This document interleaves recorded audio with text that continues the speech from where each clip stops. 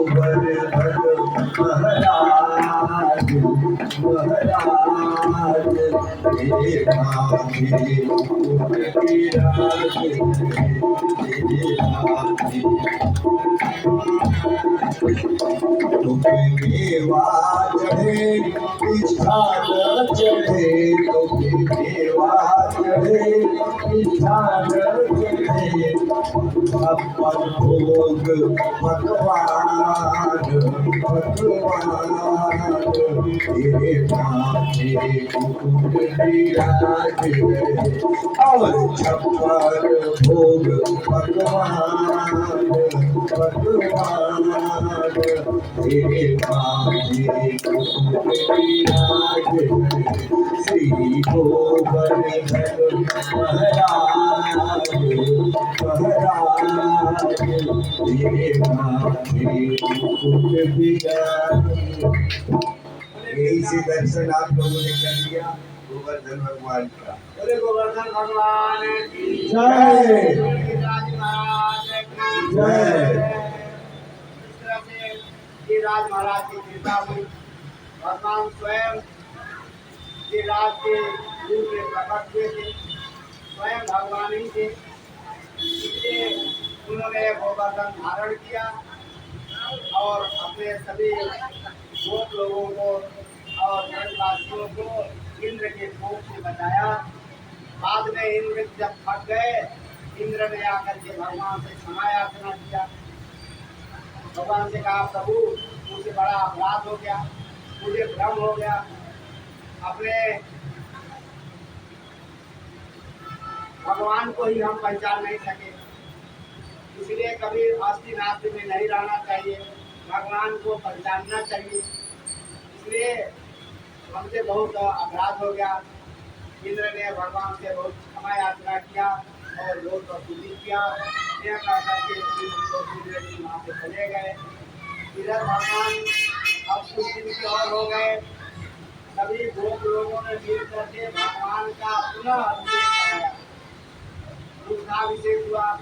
भगवान को एक दिन आसन पर बैठाया गया और जितने नंद उपनंद सुनंद इत्यादि सभी लोग थे, सभी लोगों ने वहाँ दूध से भगवान का अभिषेक किया। सभी लोगों ने भगवान का अभिषेक किया। गौओं ने उस दिन दूध के लिए इतना अभिषेक किया कि दूध कम ही नहीं हो रहा। जब दूध की धारा बह रही थी, इसका दही दूध से भगवान का स्नान कराया गया। दही दूध में भगवान का स्वयं निवास होता है, लेकिन भगवान गौ के रूप में प्रकट होकर के इतना दूध दिए थे। इसलिए गौ को दूध को भगवान का ही स्वरूप मानना चाहिए, उन्हें कोई बिगाड़ना नहीं चाहिए। बोले वृंदावन बिहारी लाल की जय। इस तरह से भगवान वहाँ पर विहरण कर रहे थे। भगवान ने रास लीला किया। अब भगवान ने महारास रचाया।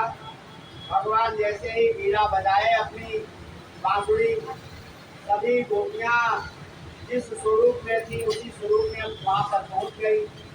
कोई शयन कर रही थी तो उसी अवस्था में चली गई, कोई भोजन कर रही थी तो जूठे हाथ पहुँच गई, कोई भोजन पका रही थी तो हाथ में चमचा लिए ही पहुँच गई वहाँ पर। जो जैसी थी वैसे ही चली गई। कोई आटा गूंथ रही थी तो हाथ में जो है आटा लगे हुए वैसे पहुँच गई। कोई स्नान कर रही है तो वैसे ही पहुँच गई, उसे खबर नहीं था कि हमने स्नान किया तो कपड़ा पकड़ा है कि नहीं, देखिए कपड़े में ही पहुँच गए। सब के सब जो गोपियाँ थी जैसे उसी रूप में वहाँ पहुँच गई। भगवान ऐसे अपनी बांसुरी बजा रहे थे। भगवान ने कहा, आप लोग यहाँ पर पधारी हैं, बताइए फिर हम किन करवाने थे, आप यहाँ किस लिए आई हैं, आपका स्वागत है, बैठिए, मैं आपकी क्या सेवा करूँ। ऐसा सुन करके गोपियाँ निराश हो गई। गोपियों ने कहा कि आपने मुझे बुलाया है, अब बुलाने के बाद कह रहे हैं कि इसलिए बुलाए, क्या काम है। भगवान ने कहा, स्त्री के लिए अपना पति, अपना पुत्र, अपना भ्राता सबसे बड़ा होता है, इसको इसका आदर करना चाहिए। आप यहाँ क्यों चली आई। अब ये जो इस तरह से धीरे धीरे रासलीला प्रारंभ हुई। यमुना जी के तट पर वो जो सुंदर बालू थे, उसी बालू पर भगवान ने सभी गोपियां चाह रही थी कि भगवान हमसे आलिंगन करें, हमसे मिले। भगवान अमित रूप में प्रकट हुए। जितनी गोपियां थी भगवान उतने रूप में। और मिल करके भगवान महाराज के सबके साथ नृत्य किया भगवान ने। इस पर प्रकाश कर दीजिए। भगवान तारा सर्वोत्पन्न मलिका दीक्षन्तु मनश्चक्रे। उस दिन भगवान पूरे रात्रि में जो है इस तरह से उस समय कई मास की रात्रि हुई। वो शरतकालीन चंद्रमा के समान भगवान चंद्र वंश में भगवान ये चंद्र का वंश भी था, इसलिए ऐसा लग रहा था। अद्भुत घटनाएं थी। भगवान एक साथ सभी गोपियों के साथ नृत्य कर रहे थे। उसी में एक साथ सबके साथ भगवान रुक हो गए। सभी गोपियों ने देखा कि भगवान तो अब मेरे पास नहीं है, अब हम क्या करें। सभी गोपियां जहाँ बैठी थी वही समाधि लगा ली, और समाधि लगा करके देखा तो समाधि होकर के सब भगवान का दर्शन करने लगी। जितने भी वृक्ष हैं, जो जल में जो जीव थे, वे सब के सब भगवान कृष्ण के स्वरूप में दिखाई देने लगे। सब गोपियां धन्य हो गई। अब मैत्रेय जी से विदुर जी पूछते हैं कि ये गोपियां थी, ये ध्यान कब सीख ली? ये गोपियां थी ध्यान की प्रक्रिया इनको कौन बताया? भगवान ने कहा ये पूर्व जन्म के सभी ऋषि लोग हैं, बड़े बड़े संत हैं जो समाधि लगाते हैं।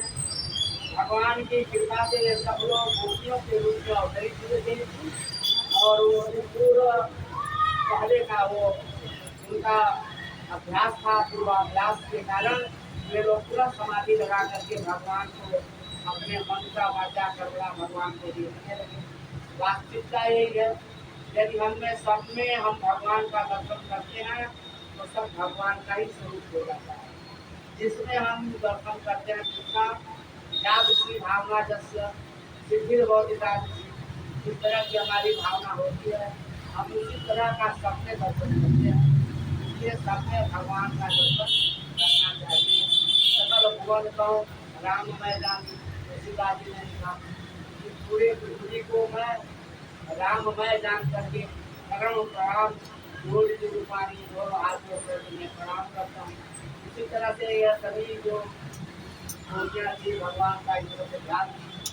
फिर भगवान जी के प्रकट हुए। इस तरह से ये अखंड भगवान की रासलीला का लीला चली। यह रासलीला इस श्रीमद् भागवत महापुराण का प्राण है। इसलिए श्रीमद् भागवत में भगवान ने तरह तरह का गोपियों के साथ रासलीला किया, और सब गोपियाँ जो है प्रसन्न हुई। तो भगवान की बहुत कम अवस्था थी। उसी समय बीच में भगवान जब इससे लुप्त हो जाते थे, गोपियाँ तरह तरह का विरह का गीत गाती थी। हे प्रभु, आप इतने कहाँ लुप्त हो गए, हम आपके बिना रह नहीं सकते, आपके बिना जी नहीं सकती। इस तरह से सत्वा रही थी। जयति अधिकम जन्मना भुजः श्रयते इंदिरा स्वतःस्थली दैतम दृश्यतां विश्रुतावका वही नमस्तां चिरंतते। इस तरह से सभी गोपियाँ गा रही थी, हे प्रभु, आप मेरे संसार के जन्म और मृत्यु के कारण हैं। आप स्वयं इंद्र हैं, वरुण हैं, रुद्र हैं, ब्रह्मा आदि सभी देवता आप ही हैं। आप स्त्री भी आप ही हैं और पति भी आप ही हैं, पुरुष भी आप ही हैं, प्रकृति भी आप ही हैं। इस संसार में जितने भी प्राणी दृश्यमान हैं वो गोचर को गोचरित हो रहे हैं, दिख रहे हैं, ये सब आप ही हैं, और हम आपको देखना चाहते हैं। इस तरह से भगवान ने लीला किया, और इस में भगवान गोपियों के साथ प्रकट होते थे, लुप्त होते थे। अब देखिए, प्रकट होने पर जितना आनंद होता है, अब लगातार रहने में आनंद नहीं होता है। जिसमें लुप्त होने पर फिर जो है आनंद प्राप्त होता है। जैसे पति पत्नी में झगड़ा होना भी जरूरी होता है। दोनों अपने झगड़ते हैं तो फिर आनंद का वर्धन हो जाता है और भी आनंद हो जाता है। इसलिए बीच बीच में सुख भी रहता है और थोड़ा थोड़ा यदि थोड़ा कष्ट भी होता है, कष्ट के बाद पुनः सुख की प्राप्ति होती है, उसमें और आनंद की वृद्धि होती है। बिना भूख लगे भोजन का कोई स्वाद प्राप्त नहीं होता है, बिना दुख के सुख की अनुभूति नहीं होती, बिना श्रम किए विश्राम का अनुभव नहीं प्राप्त होता है। जब हम थक जाते हैं तो विश्राम करते हैं तो हमें आराम प्राप्त होता है। बहुत देर से प्यास लगी है तो जल पीने का हमें सुख प्राप्त होता है। भूख लगती है तो भोजन करते हैं, और फिर यदि खाए ही रहे तो हो सकता है कि खाने के लिए समस्या हो जाए, हम खाई सकें इतने देर से खाइए। भूख लगने के बाद ही खाते हैं तो खाने के भोजन का निर्माण होता है। इस तरह से चल रहा था, भगवान ने इस तरह से महारात रचा और उस समय 1 महीने की रात हुई थी, 1 महीने तक की रात हुई थी। यह मर्म कोई नहीं समझ पाया। जो पूरे जगत को अपने एक रस्सी में बांध करके नचा रहे हैं श्री हरि भगवान, उनके लिए महाराज कोई बहुत आश्चर्य की बात नहीं है। जैसे एक बंदर नचाने वाला मदारी अपने बंदर को नचाता है, उसी तरह से भगवान इस पूरे सृष्टि को एक ढोल में बांध करके अपने इच्छा अनुसार अपने अंगुली से नचाते हैं और सभी लोग उसी तंत्र में बंधे हुए नाचते रहते हैं। मैं और दो यही चीज सब लोग बने हुए हैं। इसी तरह से भगवान ने बहुत तरह के दैत्यों का, दानों का भगवान ने उद्धार किया। अब इस तरह से रासलीला का जगह जगह चर्चा होने लगी। भगवान ने शंखचूड़ और सुदर्शन नाम के दैत्य का कंस के द्वारा भेजे गए थे। इन दोनों दैत्यों का भी भगवान ने उद्धार किया। पूरा गोपियों के साथ भगवान ने जुगल गीत गाया, तो भगवान का जुगल गीत भगवान गाते हैं। भगवान की सबसे प्रिय तो राधिका जी से भगवान का बड़ा स्नेह था, गोपियों से भी स्नेह था। इस तरह से यह चल रहा था। इसीलिए भगवान ने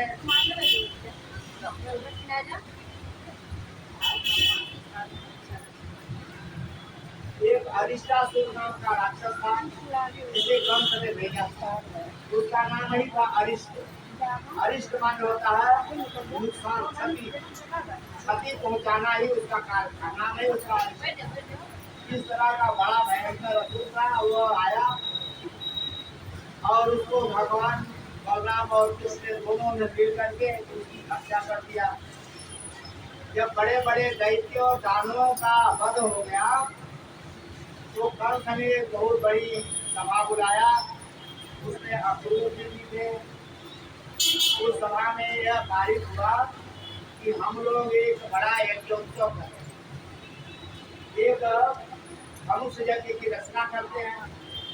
उस धनुष यज्ञ में एक मल्लशाला भी होगी, जिसमें मल्लशाला में जो अखाड़ा करते हैं, उसमें मूर्ति और चारू जैसे बड़े बड़े दैत्यों से दंडवत प्राप्ति से कृष्ण और बलराम को लड़ाया जाएगा। और उसमें यह मूर्ति और चारू ये दोनों मिल करके कृष्ण और बलराम की हत्या कर देंगे। और उसके पहले बड़े बड़े भयंकर राक्षसों से उनका सामना कराया जाएगा। इस तरह से सोच करके कुछ रच करके अक्रूर जी महाराज को व्रत में भेजा गया। अक्रूर जी से कहा गया कि आप निमंत्रण दे करके जाइए नंद बाबा के वहाँ और इनसे कहिए कि कृष्ण और बलराम को ले करके वो इस यज्ञ में सम्मिलित होना है। और जो मेरा साल का जो कर है वो भी लिख जाएंगे। अब नंद ये सभी लोग मिल करके कर इकट्ठा करते थे और बाद में वहाँ बढ़ जाता था। आज भी हम लोग राजा को कर देते ही है। उस तरह से यह कर लेने की व्यवस्था है। अक्रूर जी महाराज ब्रज में आते तो हैं, चलते वहां से। ये अक्रूर जी ने सोचा इन पापियों ने हमें ही इतना बड़ा पाप करने के लिए हमारे ऊपर क्यों जिम्मेदारी सौंपा। अक्रूर जी बड़े योद्धा भी थे और भगवान के बड़े ही भक्त भी थे।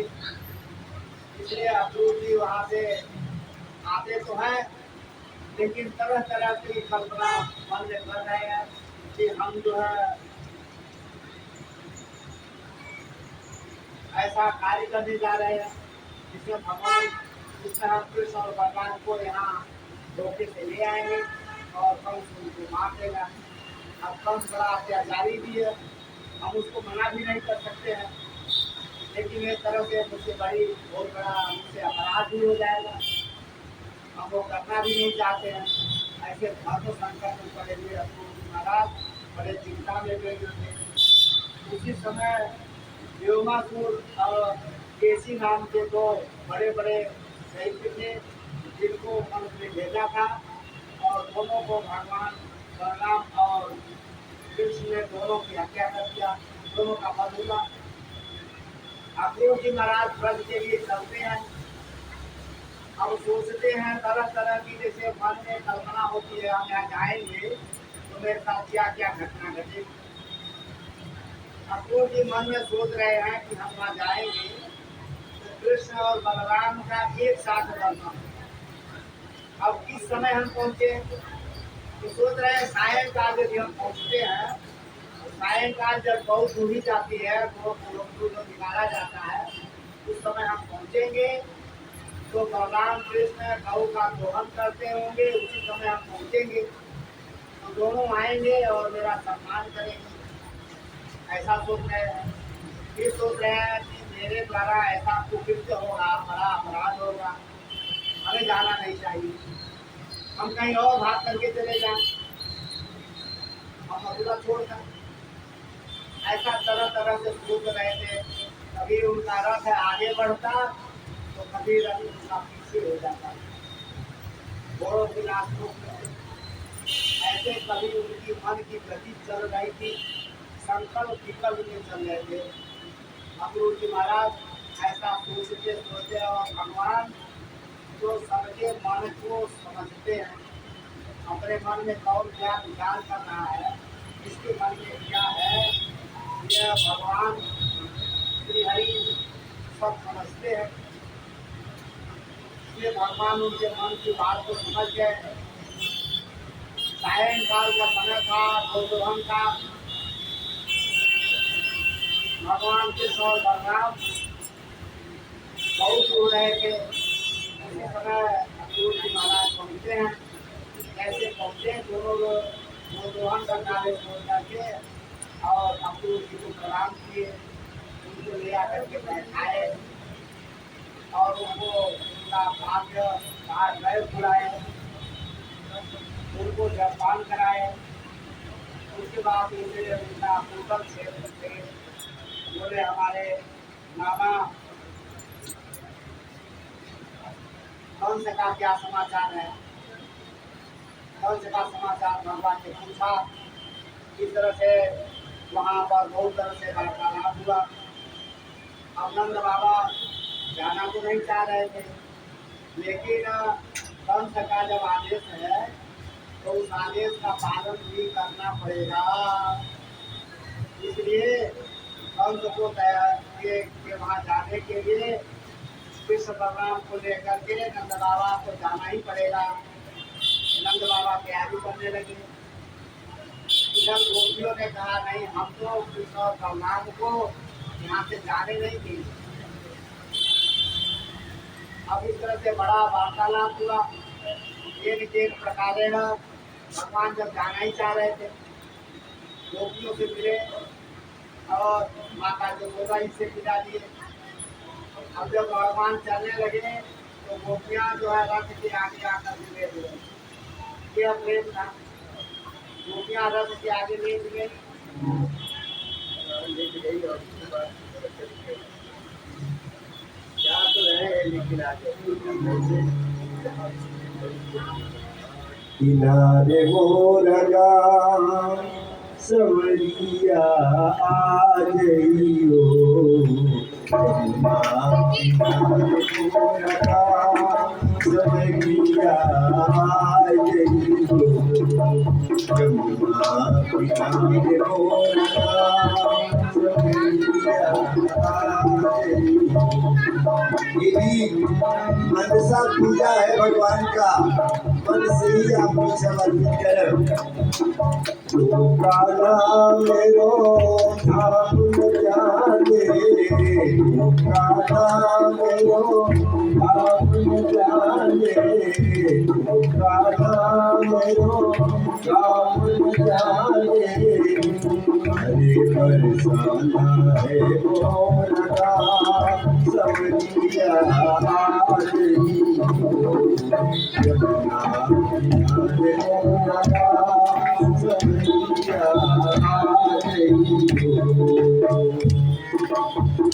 जमुना किनारे मेरी अच्छी हवेली, जमुना किनारे मेरी अच्छी हवेली, मैं ब्रज की गोपी हवेली, मैं ब्रज की गोपी हवेली, राधा रंगी केवला बंसी बजा रही हो, राधा रंगी केवला बंसी बजा रही हो, जमुना किनारे मोरना सवरिया आ रही हो।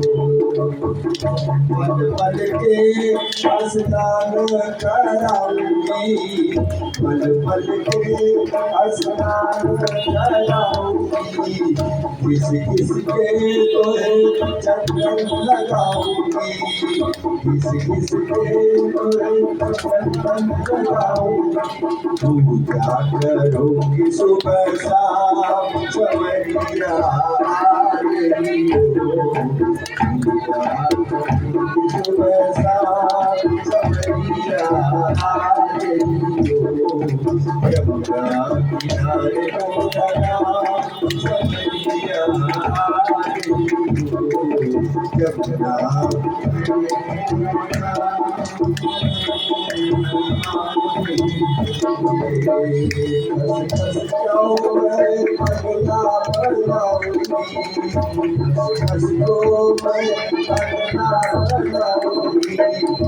कलिया से बिछाऊंगी, कलिया से बिछाऊंगी, धीरे दबाओ तोर पाँव सवरिया आ गई हो, धीरे दबाओ तोर पाँव सवरिया आ गई हो, जमुना किनारे मोरना सवरिया आ गई हो। देखत रहूंगी बाट तुम्हारी, देखत रहूंगी बाट तुम्हारी, जल्दी सैयो कृष्ण मुरारी, जल्दी सैयो कृष्ण मुरारी, शादी करेंगे बेदराम, शादी करेंगे बेदराम, हंस हंस पाई गई हो, जमुना किनारे मोरना सवरिया आ गई हो, जमुना किनारे मोरना सवरिया आ गई हो। पूरे वृंदावन बिहारी लाल की जय। देवाय देवकी नंदनाय च नंदगोपाय नमो नमः। इस तरह से गुरु जी महाराज वहाँ पहुँचते हैं, भगवान बलराम और कृष्ण उनका स्वागत करते हैं। फिर गोकुल के लिए लोग प्रस्थान करते हैं। बड़ा का विरोध हुआ, गोपियों ने बड़ा विरोध किया, फिर भी भगवान बलराम जी के साथ वहाँ से कंस के नगर में जाने के लिए प्रस्थान किए।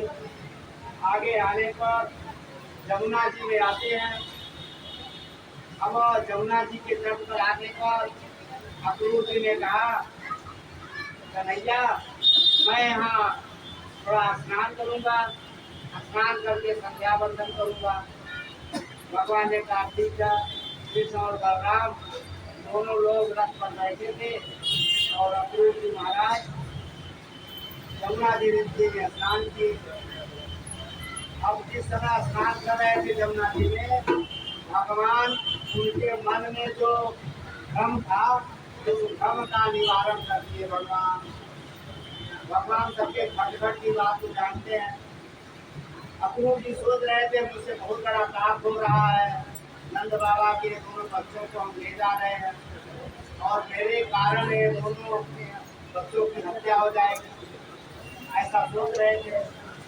लेकिन जैसे वो जमुना जी में डुबकी लगाए, तो जमुना जी में जैसे डुबकी लगाया उन्होंने, तो जल के अंदर बैठे कृष्ण और बलराम दोनों बैठे हुए हैं रथ पर। अब क्या करना था, झट से खड़े हुए और खड़ा होकर के देखे जहाँ रथ था वहाँ न देखे रथ पर तो कुछ बलराम नहीं है, थोड़ा जल्दी से डुबकी लगाया। ऐसे कई बार उन्होंने डुबकी लगाया। भगवान ने कहा, अरे नंद अक्रूर जी, चाचा जी, आप ऐसा क्यों कर रहे हैं, बार बार आप इधर देख रहे हैं। ऐसा कहने पर अक्रूर जी महाराज आते हैं और कृष्ण भगवान की पूजा करते हैं। कहते हैं प्रभु आप अनंत हैं, आप ही सब कुछ हैं, ये समस्त जगत के हेतु कारण आपको ही आपको मैं नमस्कार करता हूँ। नारायणम माध्यमभ्यम जिन्ना विजाता रविंद्र गोता ब्रह्मादिराधि यह संसार को जितनी भी रचना हुई है, ब्रह्मादि देवता सब आपके ही भक्त रहते हैं, आपको नमस्कार है। इस तरह से सभी अक्रूर जी महाराज कृष्ण और बलराम की स्तुति किए। अब इस तरह से अब जब पहुँचते हैं, अक्रूर जी ने कहा देखिए प्रभु आप पहले मेरे नगर में चलिए, मेरे घर को चलिए।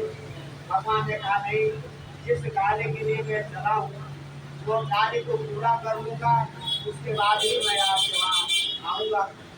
मैं आपको वचन देता हूँ कि आपके घर भी हम अवश्य ही आएंगे, ऐसा भगवान ने कहा। उसके बाद मथुरा में भगवान रात्रि निवास करने के बाद भगवान मथुरा में प्रवेश करते हैं। अक्रूर जी अपने महल को चले जाते हैं। आगे जैसे ही जाते हैं, भगवान ने देखा एक भोगी आ रहा था उधर से बहुत सा कपड़ा लेकर के।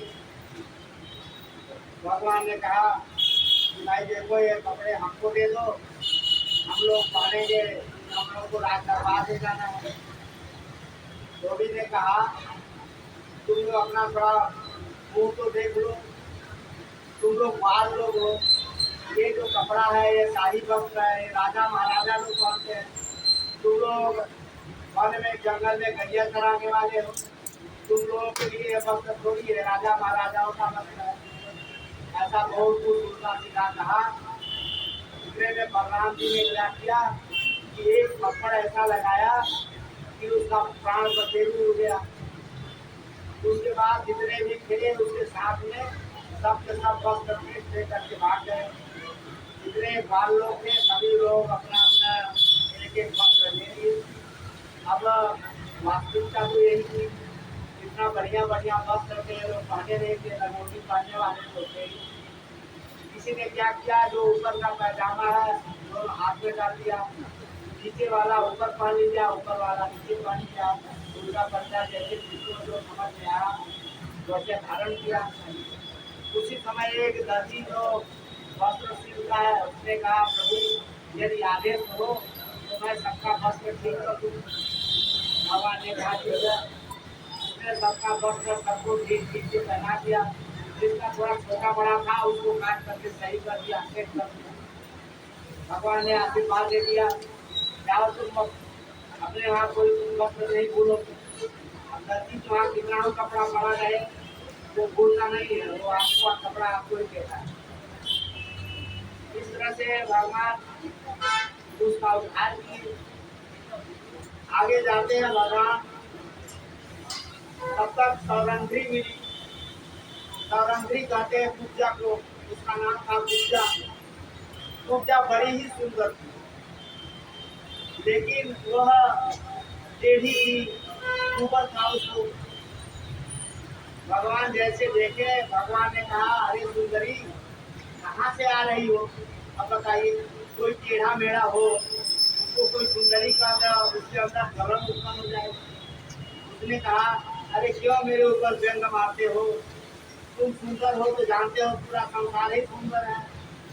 मैं टेढ़ी मेढ़ी हूँ तो संसार मेरा उपहास तो कर ही रहा है। तुम भी पता नहीं कहाँ से आए हो, मेरा उपहास कर रहे हो। भगवान ने कहा, नहीं नहीं सुंदरी, तुम सुंदर हो। भगवान ने उसे सुंदर क्यों कहा? वास्तव में यह है कि मन से जो सुंदर होता है वो सुंदर होता है। बाहर से कोई काला हो, कोई टेढ़ा हो, कोई काना हो, कोई लंगड़ा हो, उसको अंग भंग हम नहीं कहते। आत्मा से, मन से जो सुंदर होता है, जिसकी आत्मा सुंदर हो उसे सुंदर कहते हैं। उसकी आत्मा अत्यंत पवित्र थी, अत्यंत सुंदर थी, इसलिए भगवान उसे सुंदरी के का जो है स्थान दिए। भगवान उसके मन को समझ गए। उसने कहा, आप हमें सुंदरी कहे। पहली बार तो आपने मुझे कुछ कहा, कोई मुझे सुंदरी का। बहुत से लोग मुझे कुछ न कुछ कहते रहते हैं। आप लोग जानते हैं जो विकराल हैं, टेढ़े मेढ़े हैं, उनका लोग कैसे कैसे उपहास करते हैं। उसने आकर के जो वो चंदन रखी थी, अष्टकम विद्या से एकदम बहुत उस तरह से उसमें तरह तरह के कंठ आ रहे थे। वो कंठ की दासी थी, कंठ के वो दरबार में वो चंदन ले जा रही थी कंठ को लगाने की। भगवान को देखी एकदम प्रसन्न हो गई। कृष्ण और बलराम को वो सुंदर चंदन लगा दी, अलंकृत कर दी। भगवान वस्त्र को भगवान पहले चंदन भी लगा दी। भगवान ने कहा, ठीक है, अब तुमको मैं सुंदर बना ही देता हूँ। भगवान ने उसके पैर के अंगूठे को अपने अंगूठे से दबाया और थोड़ा सा उठाए, वो सीधी हो गई। इतना ही दोष था कि वो बड़ी थी, अब वो सीधी हो गई। जैसे सीधी हो गई, अत्यंत सुंदर हो गई। भगवान से प्रार्थना, प्रभु आप मेरे निवास स्थान पर चलिए। भगवान ने कहा, नहीं, जिस कार्य के लिए मैं चला वो कार्य पूर्ण करूँगा, उसके बाद तुम्हारे घर में भी मैं अवश्य ही आऊँगा। ऐसा कह करके भगवान ने उसको वचन दे करके सौरंध्री को, और वहाँ से फिर आगे चलते हैं। आगे चलने पर एक कुवलिया पीर नाम का हाथी था, जो बड़ा ही भयंकर था। वो उसके पास बहुत अथाह बल था। उसको मदिरा पिला दिया गया था। स्वभाव से ही वो बहुत क्रूर हाथी था, बिगड़ैल हाथी था, इसको मानता नहीं था वो। उसके बाद भी उसको मदिरा पिला दिया गया। मदिरा पिला करके, और जो मेन गेट था जहाँ से घुसने का स्थान था महल में, वही महावत लेकर के उसको खड़ा था। भगवान गेट पर पहुंचे। भगवान ने कहा, अरे महावत भाई, थोड़ा हाथी को कुछ किनारे करो, हम लोग घर में जाएंगे। महावत ने कहा, कहाँ जाओगे? इस हाथी से थोड़ा लड़ना पड़ेगा, तब अंदर जाना होगा। इसलिए हाथी को थोड़ा उठाया। हाथी जोर से मुंह फाड़ कर देते और भगवान ने तरफ दौड़ा। अब क्या था, भगवान उसकी पूंछ पकड़ लिए, बलराम जी उसका सूर पकड़े, और इस तरह से उसके साथ वाले उस बलियापीठ नाम के हाथी से जुड़ गया। भगवान ने उसके दोनों दांत उठा दिए और उठा करके पूंछ के आधार से भगवान ने पटका और कुबलिया पीर नाम के हाथी का प्राणांत हो गया। जैसे कुबलिया पीर नाम का हाथी मरा, पूरे गोकुल में हाहाकार मच गया। क्योंकि सब लोग जानते थे कि वो कुबलिया पीर नाम का हाथी कोई सामान्य हाथी नहीं था, कोई भी उसको मार दे ऐसा नहीं है। इसको मारने वाला कोई सामान्य व्यक्ति नहीं है। अब लगता है कंस का वध निश्चित हो जाएगा। बोले वृंदावन बिहारी लाल की जय। अब कंस का वध निश्चित हो जाएगा, सब सुनने लगे। उस हाथी को मारने के बाद भगवान ने दोनों हाथों में जो है एक एक हाथी का जो दांत है बड़ा बड़ा, वो हाथ में ले लिया दांत भगवान का। एक भगवान ले ली, एक कृष्ण ले लिया, और हाथी के रक्त से उनका शरीर रंजित हो गया। ऐसे दिख रहे थे जैसे कोई पहेलिया हो। पहेलिया शिकार करके आता है, तरह तरह के रक्त खून इत्यादि शरीर में लगे रहते हैं। भगवान ऐसे शोभा पा रहे थे जैसे कोई पहेलिया हो। आगे भगवान बढ़े उसकी रंगशाला में, जहाँ धनुष रखा हुआ था। एक धनुष की बड़ी विशेषता है। आदमी देखिए अपने अजर अमर होने के लिए, जीवन पाने के लिए सभी तरह का उपयोग करता है। वो धनुष बहुत विशेष धनुष था। वो धनुष कंस को मिला था। उस धनुष की विशेषता ये थी, नारद जी ने कहा था देखो जिस दिन यह धनुष टूट जाएगा उस दिन तुम्हारी हत्या हो जाएगी, और जो यह धनुष तोड़ेगा उसी से तुम मरोगे। और तुम्हारा धनुष यदि पूरा हो गया तो तुम अमर हो जाओगे, इसमें कोई मार भी नहीं सकता। इसलिए वो क्या किया, धनुष यज्ञ किया था। सोचा था अभी तो छोटे छोटे बच्चे हैं, वो क्या कर पाएंगे, और धनुष यज्ञ भी हमारा पूरा हो जाएगा। भगवान पहुँचते हैं। अब धनुष जहाँ रखा गया था, बड़े बड़े योद्धा दैत्य दानव वहाँ गए थे रखाने के लिए। भगवान ने सबको जो दांत जो था ना हाथी का, हाथी के दांत से पीट पीट करके सबको भगा दिया। पुजारी जी से कहा देखो पुजारी, हम लोग तुम्हारे इस धनुष का दर्शन करना चाहते हैं। पुजारी ने कहा नहीं, ये धनुष का दर्शन सबके लिए जो है सुलभ नहीं है। बिना कंस महाराज के आदेश का देवरी के अंदर आएगा उसका पैर तोड़ दिया जाएगा। भगवान ने कहा तुम युद्ध करोगे, नहीं लगता। भगवान ने थोड़ा सा इशारा किया, बलराम जी ने उसको उठा करके फेंक दिया वहाँ से। पुजारी भी देखा गया बेचारा। भगवान ने सबके देखते देखते धनुष उठाया और क्षण भर में ही धनुष भंग हो गई। भगवान एक हाथ में धनुष का एक टुकड़ा बलराम जी, एक धनुष का एक खंड भगवान ले लिए और एक हाथ में था। अब इस तरह से भगवान कृष्ण बलराम दोनों उसके मल्लशाला में पहुंच गए। उसने अपने उस मल्लशाला को ऐसा बनाया था, एक बहुत बड़ा अखाड़ा बनाया था, और उसके बगल में ही एक बहुत बड़ा मचान बनाया था, आसन, जो कम से कम 200 फुट ऊंचाई में था। ऐसे ऊंचे आसन को बनाया था, अपने उस आसन पर था। सोच रहा था इतने आसन पर कोई पहुंचेगा नहीं, जब तक मुस्लिक और चारूर का कुछ होगा तब तक हम फरार भी हो सकते हैं, ये भी सोच रहा होगा। अब इस तरह से वो उस आसन पर बैठा हुआ था और लम्हा रहा था। भगवान उस मल्लशाला में प्रवेश किए। प्रवेश करने के बाद मुस्टिक से बलराम जी और चारूर से भगवान कृष्ण मिले। दोनों लोग मल्लशाला में जैसे सामान्य दो लोग अखाड़े में लड़ते हैं, इस तरह से लड़ाई शुरू हो गई। इस युद्ध को देख करके जो वहाँ पर दर्शक लोग थे वो इसका विरोध, क्यों विरोध किए? विरोध का कारण था कि जो भगवान कृष्ण और बलराम जी थे, यह बहुत कम अवस्था के थे और मूर्ति और चारों दोनों बड़े तेज और बहुत बड़े बलवान थे। युद्ध में बहुत किसारत प्राप्त हो चुकी थी। इसलिए सभी लोगों ने कहा देखिए बराबरी में युद्ध होता है, लड़ाई होती है, यह अन्याय की लड़ाई है।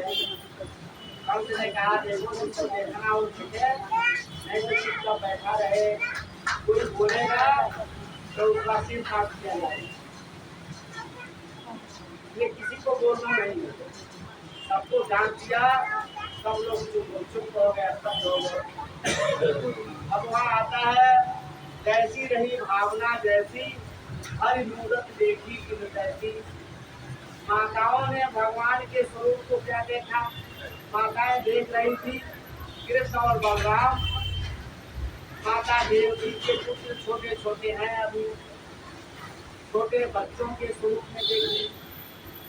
जो संत महात्मा थे वो लोग भगवान के स्वरूप का दर्शन किए। जो बड़े बड़े पहलवान युद्ध में मल्लशाला में जो खड़े थे लड़ने के लिए, वो भगवान को महाकाल समझ रहे थे। भगवान का स्वरूप तो वही था, लेकिन सबके चश्मे बदल गए, रास्ता बदल गया। जो जैसा सोच रहा था उसी स्वरूप में भगवान का दर्शन किया। अब इस तरह से युद्ध हुआ। भगवान बलराम जी ने चाणूर मुष्टि की हत्या कर दिया। चाणूर को भगवान ने मार दिया। बहुत देर तक यह लड़ाई चली। अब इन दोनों के मारने के बाद कंस घबरा गया, और घबराने के बाद वो जोर जोर से चिल्लाने लगा, ललकारने लगा, पकड़ लो इन दोनों वालों को, हत्या कर दो, मार दो इनको। ऐसा जैसे कहा, भगवान एक छलांग लगाए और उसका जहाँ मंच था ना, उसके मंच पर भगवान चढ़ गए और उसको पकड़े। जैसे भगवान वहाँ पहुँचे, हमारे घर के जो है उसके हाथ से उसका जो तलवार था ना, उसके हाथ से तलवार छूट करके गिर गई। संसार में देखिए भय सबको लगती है। बोले वृंदावन बिहारी लाल की जय। एक भजन कर दीजिए, हमारे भक्त लोग सो रहे हैं।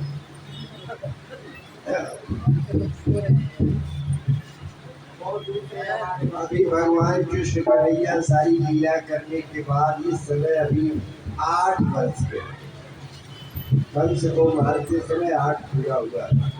तो आइए अभी भी बालक ये बाल लीला में ही चले। अरे मेरो कान्हा, आप लोग ताली बजाएंगे, ताली बजाने से किशोरी मोरी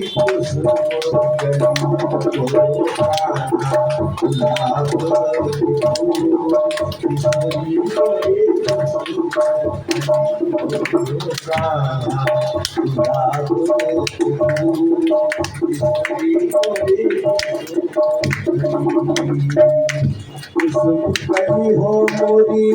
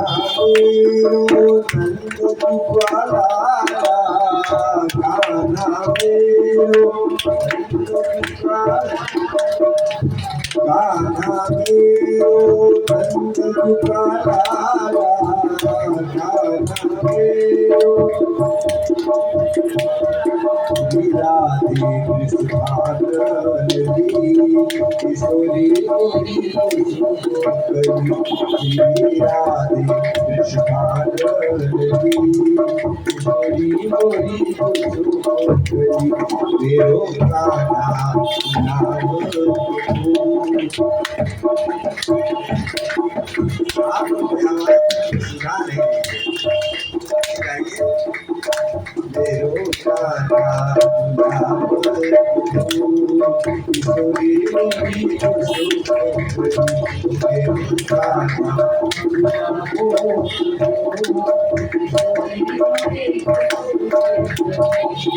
ये खाना मांगे माखन मोला खाना मांगे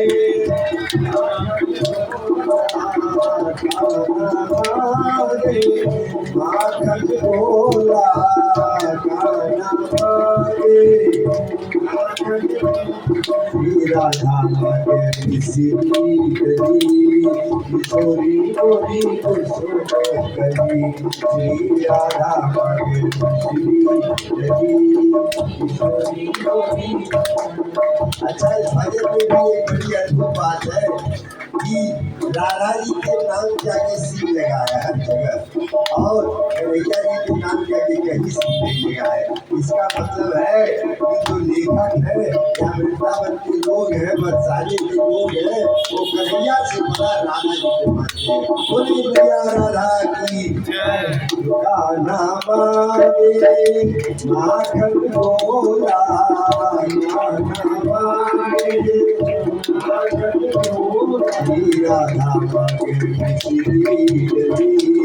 किशोरी मोरी करी श्री राधा मांगे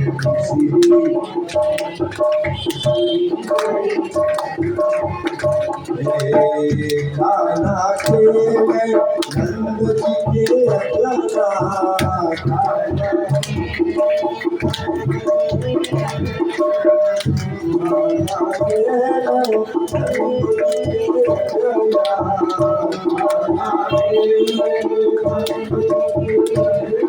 श्री राधा गति किशोरी मोरी श्री राधा गति किशोरी मोरी काना गुलाब के फूल किशोरी मोरी काना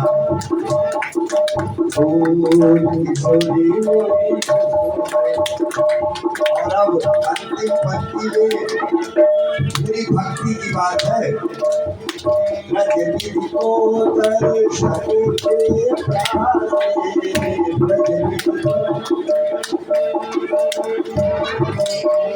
ब्रजवासी दर्शन को प्यारे ब्रजवासी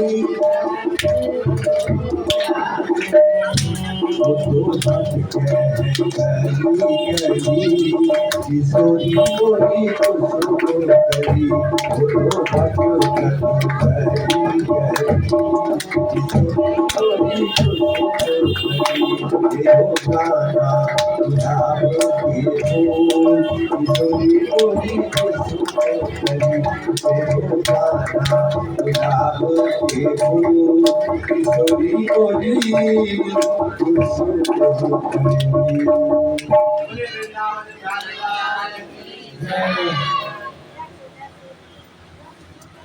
भगवान जैसे ही कंस के मंच पर पहुंचते हैं उसके हाथ से जो तलवार थी वो छूट करके जमीन में गिरता थर कांपने लगता है। भगवान उसको ले करके मंच से अपने उस रंगशाला में कूद जाते हैं। उसके बाद बड़ा भीषण युद्ध होता है। कभी कंस पटकता था, कंस के पास अपार बल था, कभी भगवान पटकते थे। इस तरह से युद्ध बहुत देर तक चला। देवताओं ने भगवान से स्तुति किया, प्रभु इसकी हत्या करिए, इसका वध करिए, हम लोग घबरा रहे हैं। क्योंकि जब लोग देवता लोग देखते थे कि कंस पटका जा रहा तो प्रसन्न हो जाते थे। लेकिन कभी कंस अगर भगवान को कहीं पटकता था, मेला का लड़ाई का ये शोभा है, एक दूसरा एक योद्धा एक दूसरे को पटकता है तो देवता लोग घबरा जाते थे। इसलिए देवताओं ने भगवान से स्तुति किया, भगवान ने कंस का उद्धार किया। बोले कंस उद्धार भगवान की जय। कंस को मारने के बाद कंस के जो अन्य भाई थे, जो उसके अन्य सेनापति थे, सब के सब जो है युद्ध करने के लिए तैयार हुए। भगवान बलराम जी ने सबको एक साथ में 3-3 करके खदेड़ दिया। उसके बाद भगवान उग्रसेन जी महाराज को कंस अपने पिता को बंदी गृह में डाल दिया। उग्रसेन महाराज को बंदी गृह से भगवान छुड़ाए, अपने माता पिता को भी बंदी गृह से छुड़ाए, उनका विधि पूर्वक और कर्म करवाए, मांगलिक स्नान करवाए और अच्छे अच्छे वस्त्र पहनाए। उसके बाद माता पिता को बंदी गृह से छुड़ाने के बाद वहाँ का राजा पुनः, क्योंकि भगवान ने कहा कि यदि को ययाति का श्राप है कि यदुवंशी राज्य नहीं कर सकते, इसलिए हम राजा तो नहीं बन सकते, तो इस राज्य के अधिकारी हमारे नाना जी हैं, कि उन्होंने उग्रसेन महाराज को पुनः राज्य का अधिकारी बना करके उनको राज्य सिंहासन पर बैठाया। इस तरह से भगवान ने उस दैत्य का विनाश किया। अब भगवान के लिए देखिए यह कोई दुर्लभ बात नहीं है।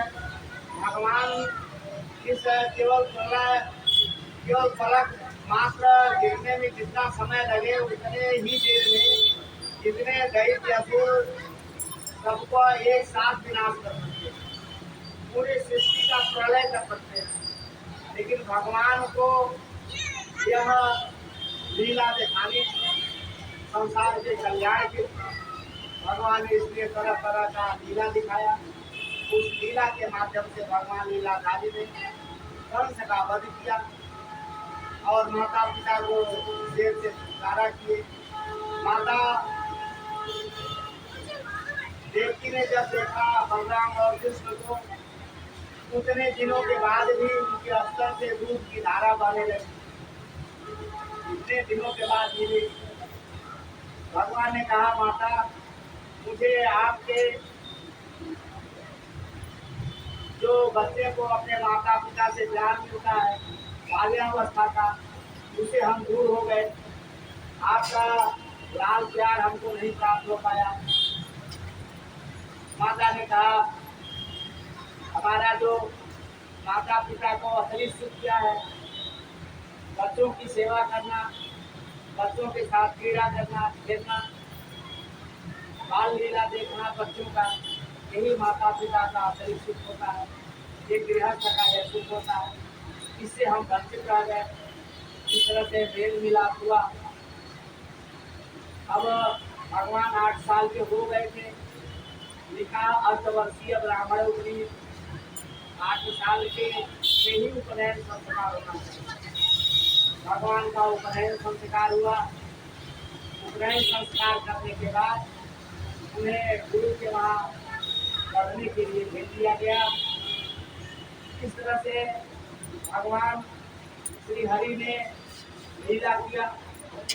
भगवान वहाँ जाकर के गुरु के वहाँ बहुत कम समय में ही सभी शास्त्रों का अध्ययन कर लिया। स्वयं भगवान सभी शास्त्रों के अधिपति हैं, स्वयं ज्ञान के स्वरूप हैं, सब कुछ जानते हैं। फिर भी भगवान ने लीला किया और संस्कृत गुरु से उन्होंने सब वेदांत शास्त्रों को पढ़ा। गुरु और गुरु आश्रम की जो सेवा होती है, उसमें गुरुकुल में लोग पढ़ने जाते थे तो एक नियम होता था, गुरु की सेवा होती थी, गुरु की सेवा करनी होती थी, भिक्षाटन करना होता था, लकड़ी जंगल से लाना होता था, यज्ञ आगाज करना होता था। ये सब व्यवस्थाएं करनी होती थी। शिष्य को बिना गुरु के आदेश को यदि 4 दिन भी बीत जाए तो वो शिष्य भोजन नहीं करता था। इससे उनका होता था कि वो भगवान जाते हैं अपने गुरुदेव भगवान को उन्होंने बहुत कम समय में प्रसन्न कर दिया। भगवान तो जगत के आधार है, जगत की आत्मा है। वो क्षण मात्र में ही सबको प्रसन्न कर सकते हैं। तो यहाँ गुरु के लिए प्रसन्न करना उनके लिए बहुत सामान्य था। अब आज की लीला, आज का विषय यही तक का था। यहाँ का विषय था भगवान ने कंस का उद्धार किया, अपने माता पिता को बंदीगिरी से छुड़ाया, गुरुदेव जी महाराज को राज्यगद्दी दिया। आज की लीला यहाँ पर शुरू हुई। अब हम आप लोगों से ये कहते हैं, एक भगवान का थोड़ा सा भजन आप लोग गा दीजिए। हम गाते हैं, आप लोग थोड़ा थोड़ा गाइए। आगे आगे मैं गा रहा हूँ, आप लोग भी थोड़ा पीछे से वो गाइएगा। देखिए कभी कभी जो है बड़ा बढ़िया संगीत नहीं होता है, संगीत का और थोड़ा धारा होता है। मैं ये गा रहा हूँ। मेरा ये निवेदन है कि माइक में सट के गाइए। अच्छा ठीक है। बहुत दूर से बोल रहे हैं, बाहर बोले कृष्ण केशव कृष्ण केशव कृष्ण केशव पाहि मां। कृष्ण केशव कृष्ण केशव कृष्ण केशव पाहि मां। कृष्ण केशव कृष्ण केशव कृष्ण केशव पाहि मां। कृष्ण केशव कृष्ण केशव कृष्ण केशव पाहि मां।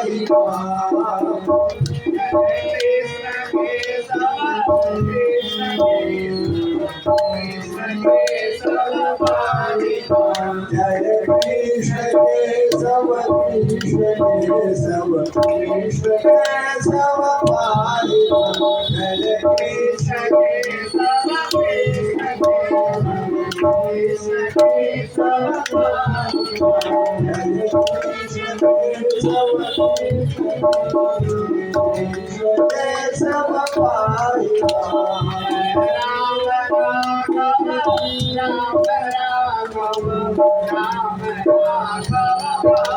मां। जय राम राघव राम राघव राम राघव पाहि मां। जय राम राघव राम राघव राम राघव पाहि मां। कृष्ण केशव कृष्ण केशव कृष्ण केशव पाहि मां। जय कृष्ण केशव कृष्ण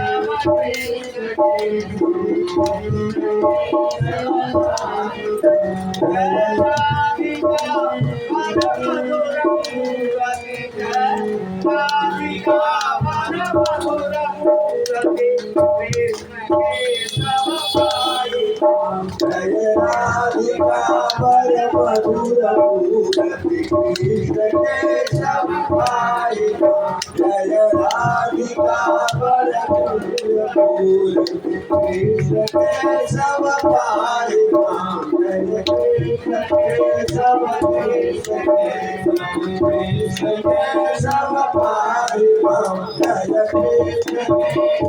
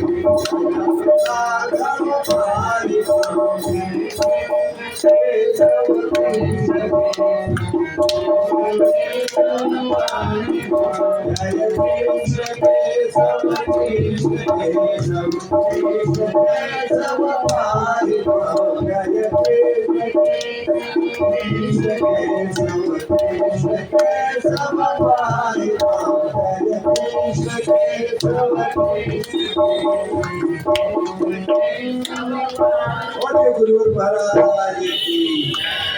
गुरु जी कहते गाते नहीं, लेकिन जानते क्या गाए हैं ये? बहुत कठिन ताल, रूपक ताल गाए हैं। सब लोग गाजरा का हलवा में हम लोग काम चला लेते हैं, ये रूपक काल में गाए हैं। बोले व्यास जी भगवान की जय। सभी लोग आज हो तो गया, अभी भजन गाया, अब आरती हो संगत।